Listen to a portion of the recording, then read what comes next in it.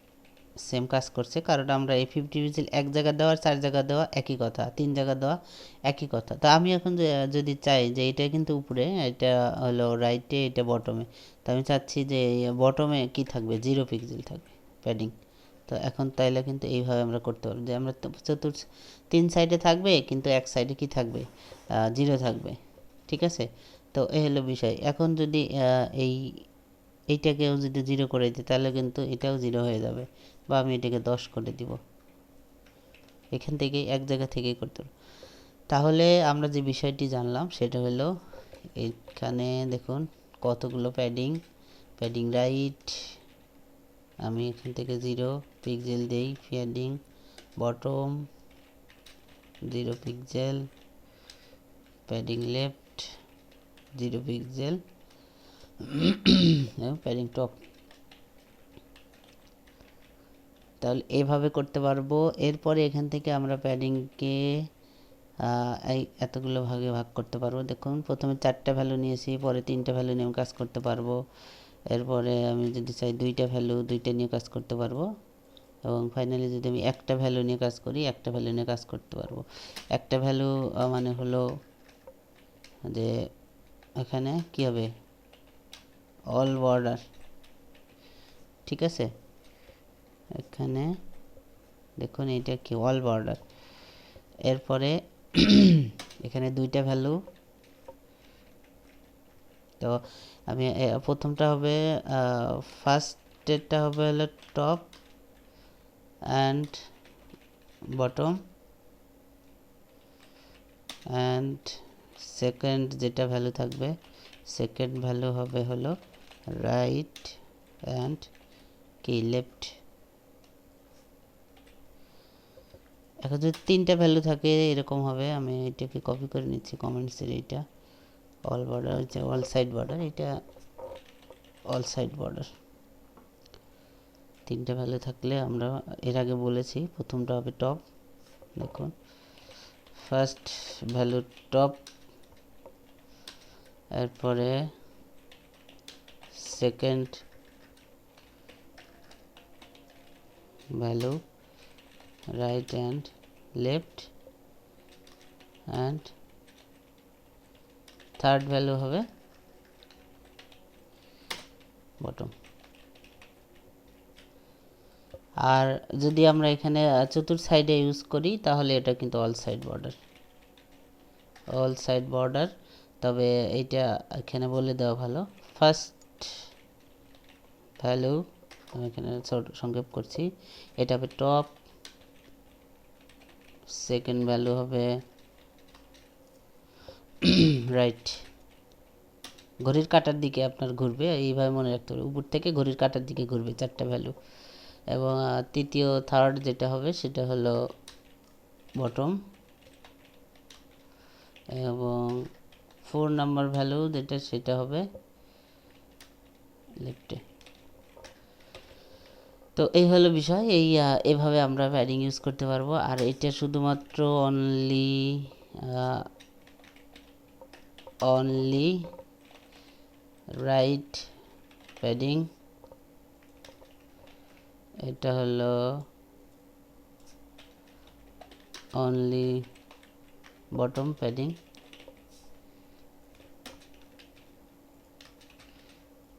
আর এটা হলো only left padding, এটা অনলি টপ প্যাডিং।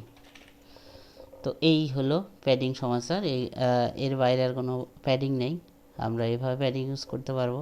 আমরা 0 যদি দেইবে 0 দিতে পারবো, নান দিলে নান দিতে পারবো, প্যাডিং কাজ করবে না।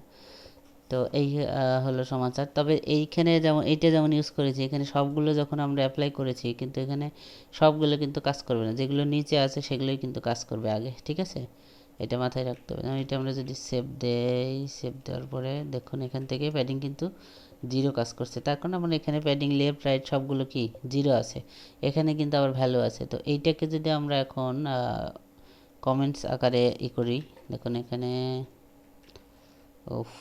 আচ্ছা থাক, তাহলে এইটাকে আমরা রিমুভ করে দিচ্ছি, কাট করে রাখলাম। দেখুন এখান থেকে এখন কিন্তু এখানে কাজ করবে। ঠিক আছে, কোনটা কাজ করছে, এই যে এইটা কিন্তু কাজ করছে, বুঝতে হবে। তো এই হলো বিষয় প্যাডিং সমাচার। আমরা এটা এখানেই আজকে শেষ করব। তো যারা প্রবলেমে মনে করছেন তারা কিন্তু অবশ্যই কমেন্টসে জানাবেন যে আপনারা কোন ধরনের প্রবলেম ফেস করছেন। আর একটা বিষয় হলো যে সিএসএস কিন্তু খুব মজার বিষয়, এটা আপনাকে শিখতে হবে আপনার ওয়েব ডিজাইন বা ওয়েব পেজকে সুন্দর করার জন্য, স্ট্রাকচারে সুন্দর করে গঠন করার জন্য, ঠিক আছে। তো এই বিষয়টা মাথায় রাখতে হবে। আপনার যদি বিরক্ত মনে হয় তাহলে কিন্তু এটা কাজ হবে না, কারণ ধৈর্যের ব্যাপার। কোডিং মূলত যে কোনো কোডিংই ধৈর্যের ব্যাপার, ঠিক আছে।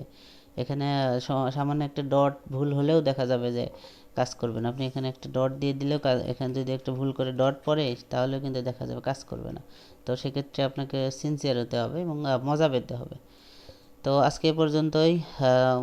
যারা আমাদের চ্যানেলে নতুন তারা অবশ্যই সাবস্ক্রাইব করবেন যাতে পরবর্তী ভিডিওগুলো আপনাদের নোটিফিকেশনে চলে যায়। তো ধন্যবাদ সবাইকে, আল্লাহ হাফিজ।